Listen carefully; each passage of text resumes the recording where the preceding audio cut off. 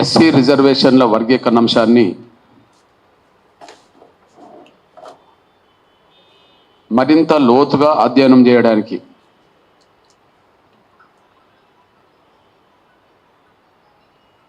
Commission గడువు మార్చి 10 వరకు పొడిగించినందున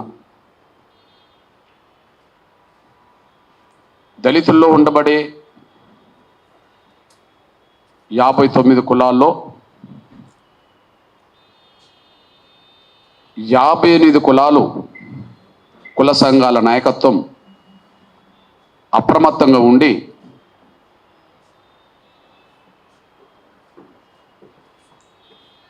మీ వెనుకబాటు జనాభా మీకు న్యాయం జరగాల్సిన విషయాల మీద ప్రతి ఒక్క కులం లిఖితపూర్వకంగా తన అభిప్రాయాలని కమిషన్ ముందుకు తీసుకురావాలని నేను 58 కులాల సంఘాల నాయకులందరికీ విజ్ఞప్తి చేస్తున్నా.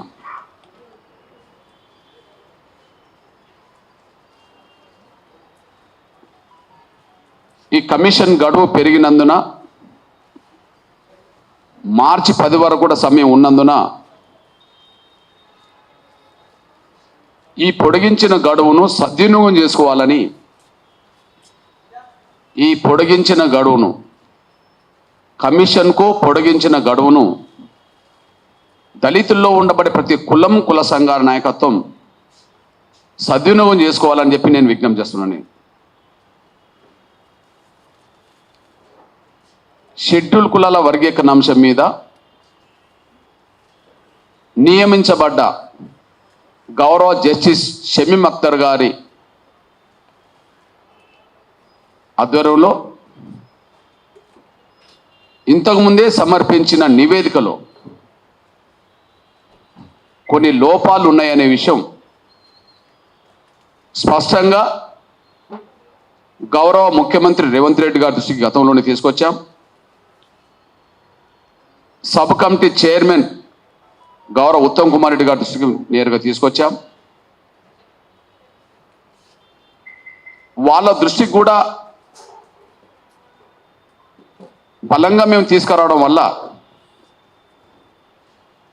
మరొకసారి లోతుగా విచారణ చేయడం కోసమే లోతుగా అధ్యయనం చేయడం కోసమే రాష్ట్ర ప్రభుత్వం వాస్తవానికి షమీం అఖ్తర్ గారు ఫిబ్రవరి 2నే నివేదిక ఇవ్వడం జరిగింది. ఫిబ్రవరి 4వ తారీఖు నాడే ఆ నివేదిక మీద 2 శాసనమండలి శాసనసభలో చర్చించి ఆమోదించడం జరిగింది. ఆ నివేదికలో కొన్ని లోపాలు ఉన్నాయని మంత్రివర్గ ఉపసంఘం దాన్ని గమనించలేకుండా పోయింది, క్యాబినెట్ గమనించలేకుండా పోయింది. అదే సమయంలో శాసనసభ శాసన మండలిలో జరిగిన చర్చలు కూడా ఆ నివేదికలో లోపాల మీద చర్చ జరగలేదు. ఒక మాటలు చెప్పాలంటే ఆగమేఘాల మీద ఏదో ఈ ప్రక్రియను పూర్తి చేయడానికి సిద్ధంగా కనిపించిందే కానీ ఆ లోపాలను సరిచేసే సమయం రాష్ట్ర ప్రభుత్వం తీసుకోలేదు. దానివల్ల రిజర్వేషన్ల పర్సెంటేజ్ కేటాయింపులోనూ ఏ సామాజిక వర్గాన్ని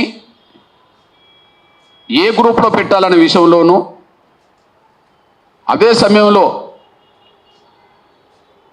గతంలో ఏబిసిడి వర్గీకరణ ఉంటే సి వరకే అంటే 3 గ్రూపులే చేసి 4వ గ్రూపును ఏర్పాటు చేయకుండా విస్మరించే విషయంలోనూ స్పష్టంగా లోపాలు జరిగినాయనే విషయం స్పష్టంగా ప్రభుత్వం దృష్టికి మేము తీసుకొచ్చాం. ఒక మాటలు చెప్పాలంటే గత నివేదిక లోపభూయిష్టంగా ఉంది. షమీమ్ అఖ్తర్ గారికి రాష్ట్ర ప్రభుత్వం అప్పచెప్పిన బాధ్యతలో వర్గీకరణ అంశం మీద సూచన చేసే సమయంలో హేతుబద్ధత శాస్త్రీయత అనే అంశాన్ని పరిగణలోకి తీసుకోమని చెప్పడం జరిగింది. హేతుబద్ధత శాస్త్రీయత అనే అంశాన్ని పరిగణలోకి తీసుకోమని చెప్పడం జరిగింది.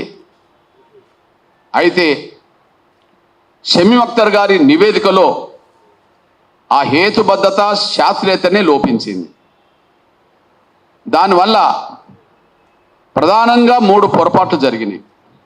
నంబర్ 1, రిజర్వేషన్ల కేటాయింపులో 3 గ్రూపులకు ఒక్కొక్క గ్రూపుకు ఒక విధానాన్ని వర్తింపజేశారు. ఒక్కొక్క గ్రూపుకు ఒక విధానాన్ని చేశారు. ఒకరికోమో వెనుకబాటునే చూశారు, జనాభా చూడలేదు. ఇంకొకరికి వెనుకబాటు జనం ఉన్నా కూడా ఆ 2 చూడలేదు. మూడవరికి వెనుకబాటు లేకపోయినా కేటాయించబడ్డ రిజర్వేషన్లకు సంబంధించిన విషయంలో పర్సెంటేజ్ లేకపోయినా వాళ్ళకు అధికంగా కేటాయించారు. ఈ విధంగా కేటాయించడం అనేది శాస్త్రీయత లోపించింది, హేతుబద్ధత లోపించింది, న్యాయం అనే ప్రక్రియ కూడా విఘాతం జరిగింది. మళ్ళీ చెప్తున్నా, హేతుబద్ధత అనేది గీట్రాయిగా, శాస్త్రీయత పద్ధతి అనేది గీట్రాయిగా వర్గీకరణ ప్రక్రియకు సూచన చేయమని చెప్పడం జరిగింది రాష్ట్ర ప్రభుత్వం. ఇప్పుడు రిజర్వేషన్ల వర్గీకరణ జరిగే సమయంలో ఈ 59 కులాల్లో జనాభా ఉండి వెనుకబాటన్న చూడాలి. జనాభా ఉన్నా కూడా ఆ నిష్పత్తి ప్రకారం అవకాశాలు పొందలేని వెనుకబాటు అదన్న చూడాలి. లేదా రిజర్వేషన్లు ఏర్పడ్డాయే జనాభా ప్రాతిపదిక కాబట్టి పంచడం కూడా జనాభా ప్రాతిపదికన జరగాలి. రిజర్వేషన్ ఏర్పడే జనాభా ప్రాతిపదిక మీద. షెడ్యూల్ కులాల మొత్తం జనాభా కలిసినే 15% కాబట్టి ఈ 59 కులాల వర్గీకరణ జరిగేటప్పుడు ఒక్కొక్క గ్రూప్ ఏర్పాటు చేసేటప్పుడు ఆ గ్రూపులో వాళ్ళ పర్సెంటేజ్కి తగ్గట్టుగానే వర్గీకరణ జరగాలి. ఇక్కడ ఈ 2 లోపించినాయి. మొత్తానికి వెనుకబాటుతనం చూడలేదు, లేదా జనసంఖ్యను ఆధారంగా కూడా చేసుకోలేదు. దీనివల్ల అందరికీ న్యాయం జరగలేదనేసి రుజువు అయిపోయింది. రెండో పాయింట్, గతంలో ఏబిసిడి ఉంటే ఇప్పుడు గ్రూప్ 1, గ్రూప్ 2, గ్రూప్ 3 అంటే ఏబిసి వరకు వచ్చేసింది. అంతకుముందు డి ఉంటే ఇప్పుడు గ్రూప్ 4 రావాలి వీళ్ళ దాన్ని బట్టి. మరి గ్రూప్ 4 ఎందుకు రాలేదు? గ్రూప్ 4కు రావాల్సిన వాళ్ళు ఎవరు అనేది కూడా శాస్త్రీయంగా గ్రూప్ 4 రాకపోవడానికి శాస్త్రీయ భద్రత గురించి కూడా ఆలోచించలేదు. దీనివల్ల గత కమిషన్ నివేదికలోనే లోపాలు ఉన్నాయనే విషయం, శాస్త్రీయత, న్యాయబద్ధత, హేతుబద్ధత లోపించిందనే విషయం ఆధారాలతో సహా ప్రభుత్వం ముందు పెట్టినాకనే కమిషన్ గడువు మరొకసారి పొడిగించారు. నిన్ననే గౌరవ షమీమ్ అఖ్తర్ గారికి మళ్ళీ మేము కలిసి లోతుగా అధ్యయనం చేయండి, ఇక్కడిక్కడ లోపాలు జరిగినాయని చెప్పి మేము కుండ బద్దలు కొట్టినట్టుగానే లోతుగా అధ్యయనం చేయాలని చెప్పి గత నివేదికలో ఏ లోపాలు ఉన్నాయో ఆ లోపాలను తన ముందే కుండ బద్దలు కొట్టినట్టుగానే మేము రాసిన వినతి పత్రంలో ఉండబడే ప్రతి అక్షరం, ప్రతి లైన్ చదివి వినిపించాం.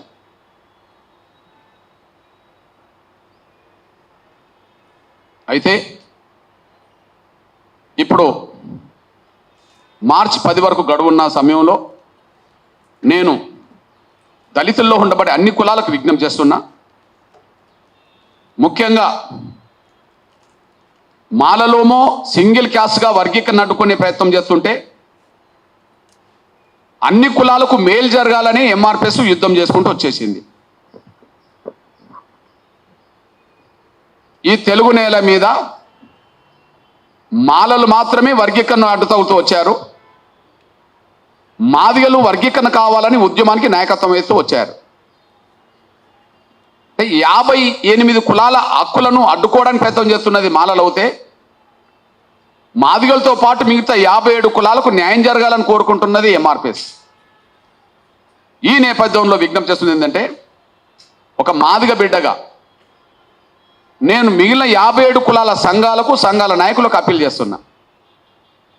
ఒక మాదిగ బిడ్డగా వర్గీకరణ లక్ష్యం కోసం పోరాటం చేస్తున్న ఒక మీ సోదరుడిగా 57 కులాల సంఘాలకు, సంఘాల నాయకులకు, ప్రజలకు విజ్ఞప్తి చేస్తున్నా. నేను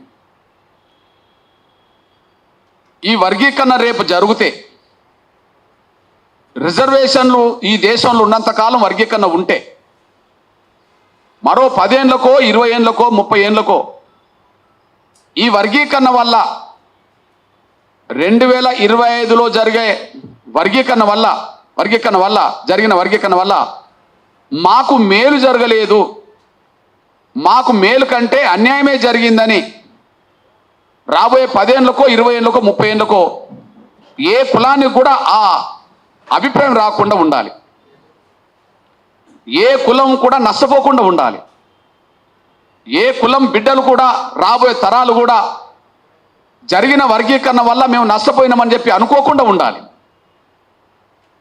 అంత శాస్త్రీయంగా, అంత న్యాయబద్ధంగా వర్గీకరణ జరగాలని నేను కోరుకుంటున్నాను. నేను పోరాటానికి నాయకత్వం వహిస్తున్నది ఎంఆర్పిఎస్ మాదిగలు కావచ్చు, కానీ ఆ ఫలాలు మాదిగలే దోసుకోవాలనో, మాదిగల జనాభా కంటే వాటా ఎక్కువ రావాలనో ఎంఆర్పిఎస్ కోరుకోవట్లేదు, మాదిగలు కోరుకోవట్లేదు, వ్యక్తిగా నేను కోరుకోవట్లేదు.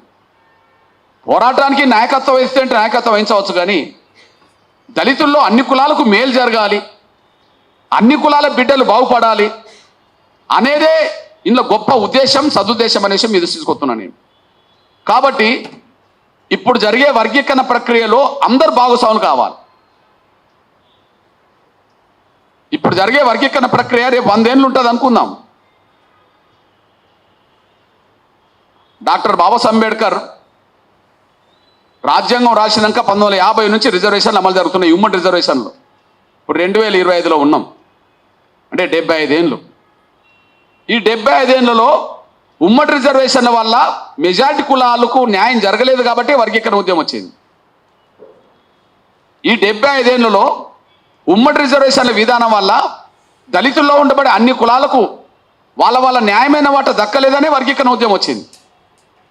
మరి వర్గీకరణ పరిష్కారం 75 ఏళ్లకు జరుగుతున్న సమయంలో ఈ ప్రక్రియ ముందుకు సాగుతున్నప్పుడే అన్ని కులాలు అప్రమత్తంగా ఉండాలి. అన్ని కులాలు తమ న్యాయమైన వాట కోసం మాట్లాడాలి. రేపు భవిష్యత్తులో మాకు అన్యాయం జరిగింది అనే మాట భవిష్యత్తు తరాలు అనకుండా చూసుకోవాలి. అది ప్రతి కులం సంఘం మీద బాధ్యత ఉన్నది, ప్రతి కుల సంఘాన్ని నడిపే నాయకత్వం మీద బాధ్యత ఉన్నది. అదే సమయంలో ప్రతి కులంలో ఉండబడే విద్యార్థులు, మేధావుల మీద కూడా బాధ్యత ఉన్నది. నేను ఆ బాధ్యతను గుర్తు చేస్తున్నా.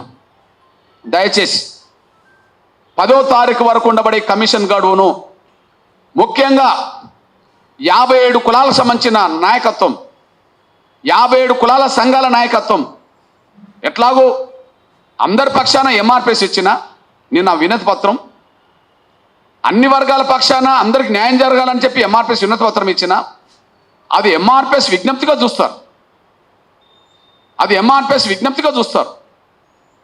కానీ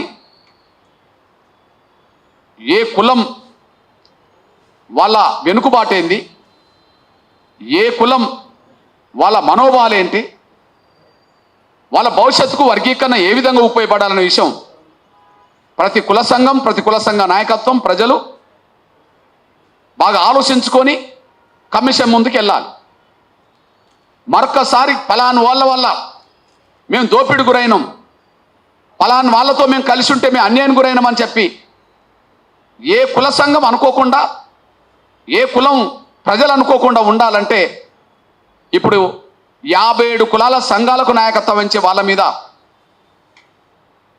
57 కులాల సంఘాలకు నాయకత్వం వహిస్తున్నామని చెప్పే వాళ్ళ ప్రతి ఒక్కరి మీద ఆ బాధ్యత ఉన్నదని మాత్రం నేను గుర్తు చేస్తున్నాను. నేను 2 ఉదాహరణలు తీసుకొస్తున్నాను. నేను కొన్ని సమస్యలు పరిష్కారం అయ్యేటప్పుడు జరిగే ప్రక్రియ కొన్ని దశాబ్దాలు, శతాబ్దాలైనా కొంతమందికి ఆవేదన మిగులుతుంటుంది. ఇప్పుడు వర్గీకరణ ప్రక్రియ మీద భవిష్యత్ తరాలకు అట్లాంటి ఆవేదన ఉండదు. ఎగ్జాంపుల్, ఈ రిజర్వేషన్ల అంశానికి ప్రారంభం పునః ఒడంబడిక. డాక్టర్ బాబాసాహెబ్ అంబేద్కర్, గాంధీ గారి మధ్యలో జరిగిన, డాక్టర్ బిఆర్ అంబేద్కర్, గాంధీ గారి మధ్యలో జరిగిన పూనా ఒడంబడిక 1932లో సెప్టెంబర్ 24లో జరిగింది. 1932 సెప్టెంబర్ 24 జరిగింది. కానీ కొన్ని దళిత సంఘాలు ఇప్పటికీ కూడా ఆ పూనా ఒడంబడిక జరిగిన రోజును నిరసన దినంగా కూడా ప్రకటిస్తుంటారు. నిరసన దినంగా ప్రకటిస్తుంటారు. పూనా ఒడంబడికలో పాల్గొన్నది ఎవరు? డాక్టర్ బాబాసాహెబ్ అంబేద్కర్. ఈ దేశంలో ఉన్న దళితులందరికీ ఆరాధ్య దైవం ఎవరు? డాక్టర్ బాబాసాహెబ్ అంబేద్కర్. ఈ దేశంలో దళితులందరికీ ఆరాధ్య దైవం ఎవరు? అంబేద్కర్. ఈ దేశంలో ప్రతి ప్రజాస్వామికవాదికి ఆరాధ్య దైవం ఎవరు? గొప్ప నేత ఎవరు? ముందు చూపు గల వ్యక్తి ఎవరు? అంబేద్కర్. మరి అంబేద్కరే ఆ ఒప్పందంలో పాల్గొన్నాడు. ఆ ఒప్పందంలో మేము స్వేచ్ఛను, మా స్వతంత్రతను కోల్పోయినామని చెప్పి సెప్టెంబర్ 24 తారీఖున జరిగిన పూనా ఒడంబడిక రోజు నిరసన జరుగుతుంటాయి. ఆ నిరసనలు జరగడానికి కారణం పూనా ఒడంబడిక అని అనుకున్నప్పుడు, పూనా ఒడంబడిక జరిగి సంతకం పెట్టిన రోజే డాక్టర్ బాబాసాహెబ్ అంబేద్కర్ తన ఆవేదన చాటుకున్నాడు. పూనా ఒడంబడిక అమలు జరిగిన రోజే, పూనా ఒడంబడిక జరిగిన రోజే డాక్టర్ బాబాసాహెబ్ అంబేద్కర్ చాటుకున్నాడు. ఆయన ఒక మాట అన్నాడు, టెంకాయలో ఉండబడే గుజ్జును గాంధీ తీసుకొని మాకు ఉట్టి చిప్ప మాకిచ్చిండు అని చెప్పి ఆ ఒడంబడికను విశ్లేషించాడు. అంటే కమ్యూనల్ అవార్డును వదులుకోవడం ద్వారా, కమ్యూనల్ అవార్డును వదులుకోమని చెప్పి గాంధీ ఒత్తిడి పెట్టడం ద్వారా, నేను కమ్యూనల్ అవార్డును వదులుకోవడం వల్ల నాకు ఉట్టి చిప్ప నా చేతికి వచ్చింది, టెంకాయలో ఉండబడే కొబ్బరి చిప్పల్లో, కొబ్బరిలో ఉండబడే కొబ్బరి అంతా గుంజుకున్నాడు అని చెప్పి తను సంతకం పెట్టిన రోజే ఆవేదన వ్యక్తం చేశాడు. కమ్యూనల్ అవార్డు ఉన్నట్టుగా అమలు జరిగితే దళిత వర్గాలకు వచ్చే స్వేచ్ఛ, స్వాతంత్రాలు వేరుగా ఉండేది, వాళ్ళ భవిష్యత్తు వేరుగా ఉండేది. ఆ స్వేచ్ఛ, స్వతంత్రాలు, భవిష్యత్తును పూనా ఒడంబడిక కానీయలేకుండా పోయిందనే ఆవేదన డాక్టర్ బాబాసాహెబ్ అంబేద్కర్ మదిలో ఉండడం వల్ల ఈరోజు రిజర్వేషన్లు ఎంత అమలు జరుగుతున్నా కూడా ఆ రిజర్వేషన్ల మీద ఎదిగిన లీడర్లే శాసనసభలో, పార్లమెంట్లో స్వతంత్రంగా మాట్లాడే స్వేచ్ఛ లేకుండా పోయింది. శాసనసభలో, పార్లమెంట్లో స్వతంత్రంగా మాట్లాడే స్వేచ్ఛ లేకుండా పోయింది. అంటే కమ్యూనల్ అవార్డును వదులుకోవడం ద్వారా, ఇప్పుడు అమలు జరుగుతున్న రిజర్వేషన్లు అంగీకరించడం ద్వారా స్వేచ్ఛ, స్వాతంత్రాలు కోల్పోయిండు అనడానికి అది సాక్ష్యంగా ఆనాడు అంబేద్కర్ మాటలు మాట్లాడినే సాక్ష్యం. కారణాలు ఏమైనా, రిజర్వేషన్లు ఎంత అమలు జరుగుతున్నా, రిజర్వేషన్ల వల్ల ఎంతమంది దళితులు కొంత పైకి వచ్చినా, కానీ మేము కోల్పోయింది కమ్యూనల్ అవార్డు కదా, దానివల్ల మేము స్వేచ్ఛ, స్వాతంత్రాలు కోల్పోయినాం కదా అనే అభిప్రాయం ఉన్నది. సంతకం పెట్టిన రోజు అంబేద్కర్కు ఉన్నది. ఇవాళ 100 సంవత్సరాల దగ్గరకు వచ్చింది. 32 అంటే ఇవాళ 25లో ఉన్నాం. 93 ఏళ్ల తర్వాత కూడా ఆ పూనా ఒడంబడిక మీద నిరసన వ్యక్తాలు జరుగుతున్నాయంటే మేము ఏం కోల్పోయినామో అది సాక్ష్యంగా నిలబడ్డది.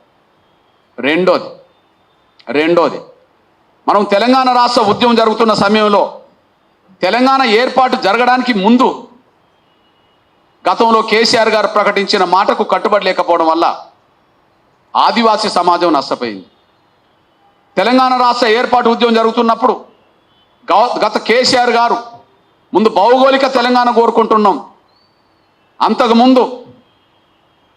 అంతకుముందు ఒప్పందంలో భాగంగా ఉమ్మడి ఆంధ్రప్రదేశ్ ఏర్పడక ముందు హైదరాబాద్ రాష్ట్ర భూభాగం భౌగోళికంగా ఎంత ఉన్నదో హైదరాబాద్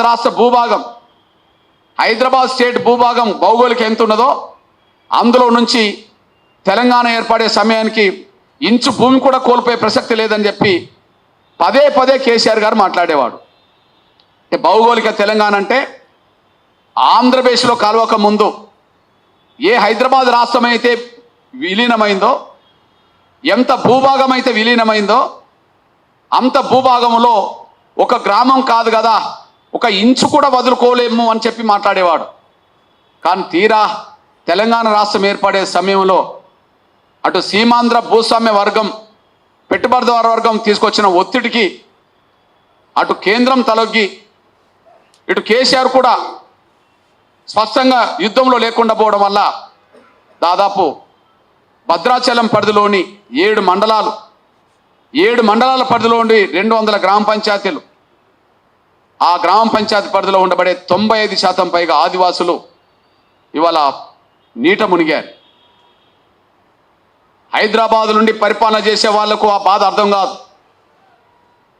తెలంగాణ రాగానే పరిపాలించేటోళ్ళకి ఆ బాధ అర్థం కాదు. కానీ నిన్నటి వరకు తెలంగాణ ఉండి తెలంగాణ ప్రజల అస్తిత్వం కలిగి ఉండి మరి కేవలం అటు వాళ్ళ ఒత్తిడి ఇటు రాజీ ఉండడం వల్ల,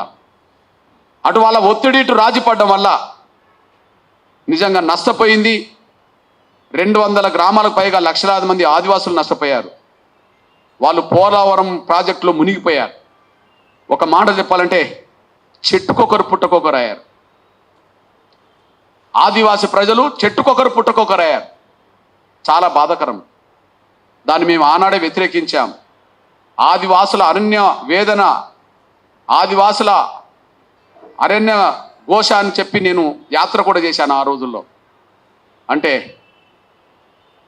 పూనా ఒడంబడిక జరిగేటప్పుడు ఏ ఆవేదన అయితే అంబేద్కర్కు మిగిలి ఇప్పటికీ దళిత వర్గాల ఆవేదన ఉన్నదో, తెలంగాణ రాష్ట్రం ఏర్పడే సమయానికి ఏ ఆదివాసీ ప్రజలకైతే అన్యాయం జరిగిందో, షెడ్యూల్ కులాల వర్గీకరణ జరిగే సమయానికి ఈ 59 కులాల్లో ఏ కులానికి కూడా భవిష్యత్తులో అన్యాయం జరిగిందని అనుకోకుండా ఉండాలంటే ఇప్పుడు వర్గీకరణ ప్రక్రియలో ఖచ్చితంగా ప్రతి కులం భాగస్వామ్యం కావాలని, మీకుండబడే వెనుకబాటు, మీకుండబడే జనం, అదే సమయంలో మీకు జరిగిన అన్యాయాన్ని మరొకసారి కమిషన్ దృష్టికి తీసుకురావడానికి ఈ ఉన్న సమయాన్ని ప్రతి ఒక్కరు సద్వినియోగం చేసుకోవాలని చెప్పి ప్రతి కుల సంఘానికి నేను అప్పీల్ చేస్తున్నా.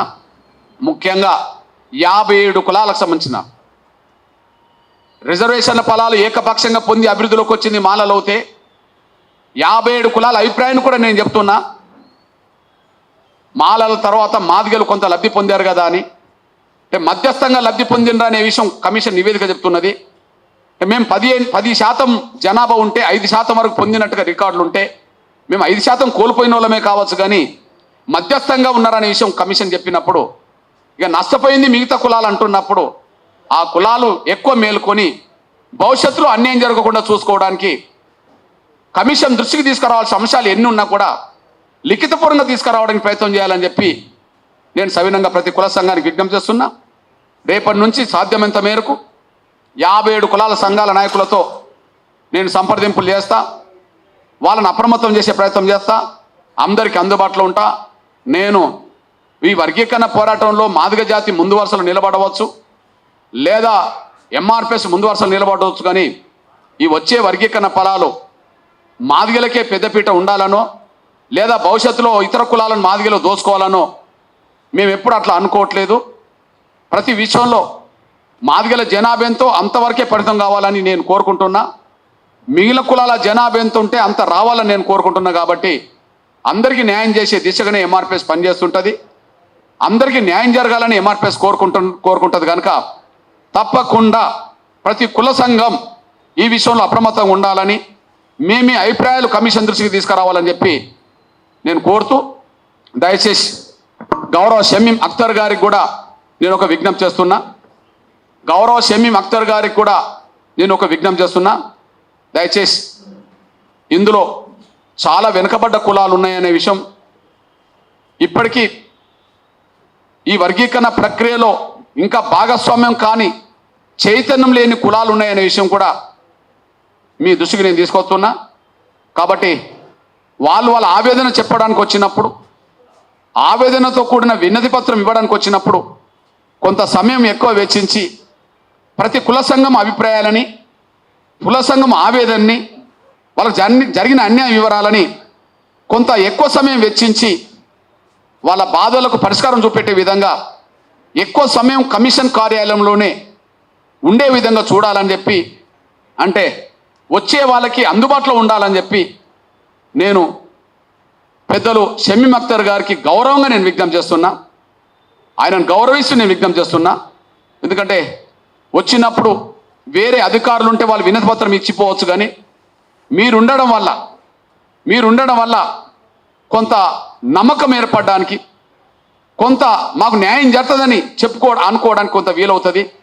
మీరు కార్యాలయంలో కొంత అందుబాటులో లేకపోతే, కొంత అధికారులకు ఇచ్చినట్టు ఇస్తే మీ నోటీసుకు డైరెక్ట్గా తీసుకొచ్చినట్టుగా వాళ్ళు భావించుకోకపోవడానికి, కొంత వాళ్ళు బాధలు ఉండడానికి కొంత అవకాశం ఉంటుంది. కనుక పెద్ద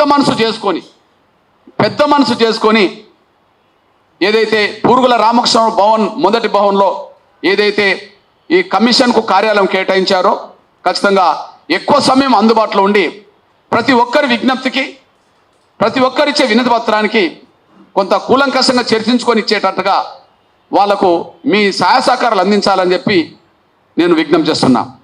ఇకపోతే ఇక్కడ రాష్ట్ర ప్రభుత్వాన్ని కూడా విజ్ఞప్తి చేస్తున్నా.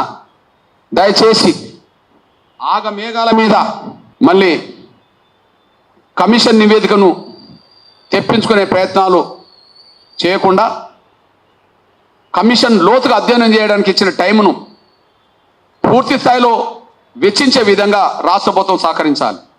ఎందుకు నేను ఈ మాట అంటున్నానంటే, గతంలో త్వరగా కమిషన్ నివేదిక ఇవ్వాలని చెప్పి రాష్ట్ర ప్రభుత్వం నుంచి ఏదో ఒత్తిడి వచ్చినట్టు కనిపిస్తున్నది. గౌరవ కమిషన్కు ఫిబ్రవరి 10 వరకు గతంలో టైం ఉన్నది, కానీ 2వ తారీఖు లోపే కమిషన్ నివేదికను తెప్పించుకున్నారు, 2 వరకే. దానికి కారణం మేము 7వ తారీఖు నాడు 1,00,000 డప్పులు అనే కార్యక్రమం పెట్టడం వల్ల, 7వ తారీఖు నాడు అనేది 1,00,000 డప్పులతో కార్యక్రమం పెట్టడం వల్ల ఆ 1,00,000 డప్పుల కార్యక్రమాన్ని జరగకుండా చూడడం కోసమే ఒకవైపు పర్మిషన్ రద్దు చేస్తూనే మరొక వైపు కమిషన్ నివేదికను మీరు రప్పించుకున్నట్టు కనిపిస్తున్నది. కాబట్టి కమిషన్ లోతుగా అధ్యయనం చేయకముందు శాస్త్రీయత, హేతుబద్ధత అనే అంశం మీద దృష్టి పెట్టకముందే మీరు నివేదిక తెప్పించుకోవడం వల్ల, ఆ నివేదికను కూడా మీరు అధ్యయనం చేయకపోవడం వల్ల, మీరు లోపాలు పసిగట్టలేకపోవడం వల్ల మళ్ళీ కమిషన్ గడువు మళ్ళీ పొడిగించాల్సిన పరిస్థితి వచ్చేసింది. ఇప్పుడు మళ్ళీ అదే పద్ధతి పాటించొద్దని విజ్ఞప్తి చేస్తున్నాను. నేను ఇప్పుడు మార్చి 10 వరకు మీరు గడువు ఇచ్చారు. నేను గౌరవ రాష్ట్ర ముఖ్యమంత్రి గారికి నేను ధన్యవాదాలు చెప్తున్నాను. నేను గౌరవ ముఖ్యమంత్రి సోదరులు రేవంత్ రెడ్డి గారికి నేను ధన్యవాదాలు చెప్తున్నాను. నేను అట్లనే గౌరవ సబ్ కమిటీ, మంత్రివర్గ sub committee chairman Uttam Kumar Reddy గారు కూడా నేను ధన్యవాదాలు చెప్తున్నాను. నేను కమిషన్ గడువు పొడిగించినందుకు, మార్చి 10 వరకు పొడిగించినందుకు నేను ధన్యవాదాలు చెప్తున్నాను. నేను కానీ మార్చి 10 వరకు కూడా కమిషన్ లోతైన అధ్యయనం చేయడానికే సమయం వెచ్చించేటట్టుగా సహకరించండి. మార్చి 9 నాటికి కూడా కమిషన్ గడువు, మార్చి 9 రాత్రి వరకు కూడా కమిషన్ లోతుగా అధ్యయనం చేసి ప్రతి కుల సంఘం ఇచ్చే అంశాన్ని, వాళ్ళ వెనుకబాటుతనాన్ని, వాళ్ళ సామాజిక ఆర్థిక పరిస్థితులను కూడా అధ్యయనం చేయడానికి టైం ఇచ్చేటట్టు చూడండి. ఎందుకు నేను ఈ మాట అంటున్నానంటే, ఒకవైపు మీరు మార్చి 10 వరకు గడువు ఇచ్చినట్టుగానేమో కనిపిస్తున్నది, కానీ మళ్ళీ మీరే మార్చి 1 నుంచి 5 వరకు ప్రత్యేక అసెంబ్లీ సమావేశాలు పెట్టబోతున్నారని పేపర్లు వస్తున్నాయి. మార్చి 10 వరకు గడువు ఇచ్చినట్టుగా కనిపిస్తుంటుంది షమీం అఖ్తర్ గారికి. కానీ మార్చి 1 నుంచి 5 వరకు ప్రత్యేక అసెంబ్లీ సమావేశాలు పెట్టబోతున్నారన్నట్టుగా అన్ని పత్రికలు రాస్తున్నాయి. నిన్న ఎలక్ట్రానిక్ మీడియా కూడా ప్రచారం చేసింది. అందులో 2 అంశాల మీద, ఎస్సీ వర్గీకరణ, బీసీ రిజర్వేషన్ల మీద తీసుకొస్తానంట. ఎస్సీ రిజర్వేషన్ వర్గీకరణ బిల్లు, బీసీ రిజర్వేషన్ల మీద తీసుకొస్తానంట.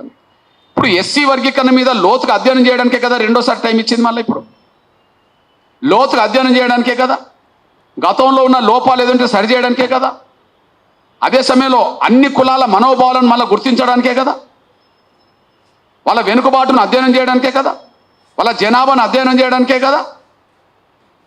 మళ్ళీ మార్చి 10 వరకు మీరు గడువు ఇచ్చి మార్చి 1వ తారీఖు లోపే మళ్ళీ కమిషన్ నివేదిక తీసుకున్నారనుకోండి, అంటే లోతుగా అధ్యయనం చేయడానికి ఇచ్చిన 10 రోజుల గడువు మీరు వాళ్ళకు మళ్ళీ ఇవ్వనట్టే కదా. దయచేసి గౌరవ రేవంత్ రెడ్డి గారికి నేను ధన్యవాదాలు చెప్తున్నా. మేము చేసిన విజ్ఞప్తి కావచ్చు, లేదా లోపాలు ఉన్నాయని చెప్పి మీ మనసులో ఉండవచ్చు. మేము చేసిన విజ్ఞప్తి వరకు కావచ్చు, లోతుగా కొన్ని అధ్యయనం చేయడానికి మీరు ఇచ్చిన గడువు కావచ్చు. ఏదేమైనా గడువు పెంచడాన్ని స్వాగతించాం, మిమ్మల్ని అభినందిస్తున్నాం. గడువు పెంచడాన్ని మేము స్వాగతించాం, మేము కోరుకున్నాం కాబట్టి మిమ్మల్ని అభినందిస్తున్నాం. కానీ ఆ గడువు సంపూర్ణంగా పూర్తి కాకముందే మళ్ళీ తొందరగా కమిషన్ నివేదిక ఇవ్వండి అని చెప్తే, ఇంకా చెప్పుకోవాల్సిన కుల సంఘాలు కొన్ని చెప్పుకోకపోతే, ఇంకా లోతుగా అధ్యయనం చేయకపోతే మళ్ళీ జరిగిన పొరపాట్లే మళ్ళీ పునరావృతం జరిగే అవకాశం ఉన్నది. జరిగిన పొరపాట్లే మళ్ళా పునరావృతం అయ్యే పరిస్థితి కనిపిస్తుంటుంది. అట్లా కాకుండా దయచేసి 10 వరకు గడువిచ్చారు కనుక మీరు 1వ తారీఖు నుంచి జరగబోయే అసెంబ్లీ సమావేశాలను మీరు 11 నుంచి పెట్టుకున్నా అభ్యంతరం లేదు.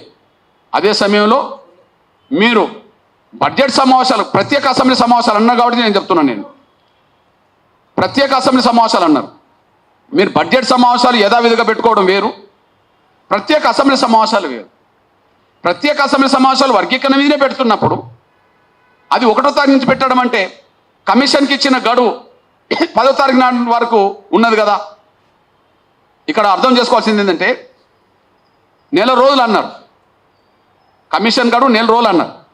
కానీ 11వ తారీఖు వరకే గతంలో కమిషన్ గడువు అయిపోయింది కదా. గతంలో 10వ తారీఖు వరకు 11 వరకు కమిషన్ గడువు అయిపోయింది కదా. మధ్యలో కమిషన్ కార్యాలయం ఖాళీ చేసినట్టుగా కూడా పేపర్లు వచ్చింది కదా. కమిషన్ కార్యాలయం ఖాళీ చేసినట్టుగా కూడా వచ్చింది కదా. మళ్ళీ పునరుద్ధరించబడ్డది 17 కదా, 17 కదా. మళ్ళీ 19కి మేము ఇచ్చొచ్చాం కదా. అంటే ఒక రకం చెప్పాలంటే జీవో వచ్చింది ఎప్పుడు? 17 తారీఖు. కమిషన్ గడువు పొడిగించినట్టుగా జీవో వచ్చింది ఎప్పుడు? 17. మీరు నెల రోజులు అంటే మళ్ళీ 17 వరకు అయితే ఉండాలి కదా. కనీసం 10వ తారీఖు అన్నారు, 10వ తారీఖు అన్నారు, 10వ తారీఖు వరకు అయితే కొనసాగాలి కదా. కాబట్టి గౌరవ ముఖ్యమంత్రి గారికి విజ్ఞప్తి చేస్తున్నాం, మిమ్మల్ని అభినందిస్తున్నాం, గౌరవిస్తున్నాం. ఉత్తమ్ కుమార్ రెడ్డిని కూడా గౌరవిస్తున్నాం, రేవంత్ రెడ్డి గారిని గౌరవిస్తున్నాం. కానీ కమిషన్ గడువు పూర్తి అయ్యే లోపు అసెంబ్లీ సమావేశాలు పెట్టుకొని ప్రత్యేక సమావేశాల పేరుతో మళ్ళా లోపాలు తలెత్తే విధంగానే మళ్ళీ ఉంటే మరింత ఆవేదన పెరగడానికి అవకాశం ఉంటుంది, కానీ న్యాయం జరగడానికి అవకాశం తక్కువ ఉంటుంది అనేసి కూడా మర్చిపోవద్దని కూడా నేను సవినంగా విజ్ఞప్తి చేస్తూ, ఇక మా సోదరులు మా నేతకాని వెంకటేష్ గారు మాట్లాడిన దాన్ని నేను పూర్తిగా సమర్థిస్తున్నా. ముందుగానే చెప్పినట్టుగా లోతైన అధ్యయనం జరగలేదు. మొన్నటి నివేదిక చూస్తే దానికి హేతుబద్ధత, అదే సమయంలో శాస్త్రీయత అనే కోణాలు అందులో లేకుండా పోయినాయి. దానివల్ల 1-2 గ్రూపుల వరకు పరిధం చేసి 4వ గ్రూపును ఆపడం జరిగింది. ఇక్కడ విషయం ఏంటంటే, గతంలో బి గ్రూపులో ఉండబడే, బి గ్రూప్ అంటే మాదిగలతో కలిసి ఉన్న గ్రూపే బి గ్రూప్, ఏబిసిడి వర్గీకరణ జరిగినప్పుడు గతంలో మాదిగలతో కలిసి ఉన్న గ్రూపే బి గ్రూపు. ఆ బి గ్రూపులో ఉండబడే 1,40,000కు పైగా ఉండబడే కొన్ని కులాలను, జనాభా గల కులాలను తీసి ప్రత్యేక గ్రూప్ను ఏర్పాటు చేశారు. బి గ్రూపులో ఉండబడే 1,40,000కు పైగా ఉండబడే కొన్ని కులాలను తీసి మొదటి గ్రూప్ ఏర్పాటు చేశారు. నేను దాన్ని కూడా ఎందుకు స్వాగతిస్తున్నా అంటే అందరూ బాగుపడాలి అని. బి గ్రూప్లో మాదిగలతో కలిసి ఉన్నా భవిష్యత్తులో మాకు న్యాయం జరిగే అవకాశం లేదని ఎవరు భావించుకున్నా నేను స్వాగతించాల్సిందే, సమర్థించాల్సిందే. వాళ్ళ మనోభావాలను వ్యక్తిగతంగా నేను గౌరవించాల్సిందే. ఎందుకంటే అందరూ బాగుపడాలి కాబట్టి. ఒక అనుమానాలున్న కాడ న్యాయం అందరికి జరగడానికి అవకాశం లేదని అనుకున్న కాడ వాళ్ళకు న్యాయం ఎట్లా జరిగితే అట్లా మనం సహకరించాల్సిందే, వాళ్ళ మనోభావాలను గుర్తించాల్సిందే. ఇక నేను అడుగుతున్నది ఏంటంటే బి గ్రూపులో ఉండబడే 1,40,000 మందిని గతంలో మాదిగలతో కలిసి ఉన్న గ్రూప్ నుంచి విడదీసి సపరేట్ గ్రూప్ ఏర్పాటు చేసినప్పుడు సి గ్రూప్లో అదనంగా 2 లక్షల జనాభా గలని ఎందుకు కలిపిండ్రు? జవాబు చెప్పాలి. మాదిగ గ్రూప్ ఉన్నది బి, మాల గ్రూప్ ఉన్నది సి, మాదిగ గ్రూప్ ఉన్నది బి, మాల గ్రూప్ ఉన్నది సి. మాదిగ గ్రూపులో ఉండబడే 1,40,000 మందిని పక్కకు తీసి ఒక గ్రూప్ ఏర్పాటు చేశారు కదా. ఇప్పుడు గ్రూప్ 2 అనబడుతున్న దాంట్లో 18 కులాలు ఉండవచ్చు, కానీ మాదిగల జనాభా తర్వాత ఆ 18 కులాల జనాభా 40,000 మాత్రమే. మాదిగల జనాభా తర్వాత ఆ 18 కులాల జనాభా 40,000 మాత్రమే. అంటే ఇటు 40,000 ఆ 1,40,000 కలిపితే దాదాపు 2 లక్షలు. అంటే 1,40,000 తీసి ఒక పర్సెంటేజ్ ఇచ్చారు. ఈ గ్రూప్లో ఉంటే ఆ పర్సెంటేజ్ ఇటు పెరుగుతుంది. కానీ ఒక పర్సెంటేజ్ ఇవ్వడానికి కూడా నేను స్వాగతిస్తున్నా. ఇక్కడ సి గ్రూప్లో 2,44,000 మంది ఉన్నారు మాలలు. కానీ సి గ్రూపులో 2,44,000 మంది ఉన్నారు మాలలు. కానీ అంటే 1,80,000 మాదిగలతో ఉన్న వాళ్ళను 1,40,000 తీసి 1,40,000 మందిని తీసి ఒక గ్రూప్ ఏర్పాటు చేశారు కదా. మరి మాలలు కానీ ఇతర కులాల జనాభా 2,44,000 ఉన్నారు.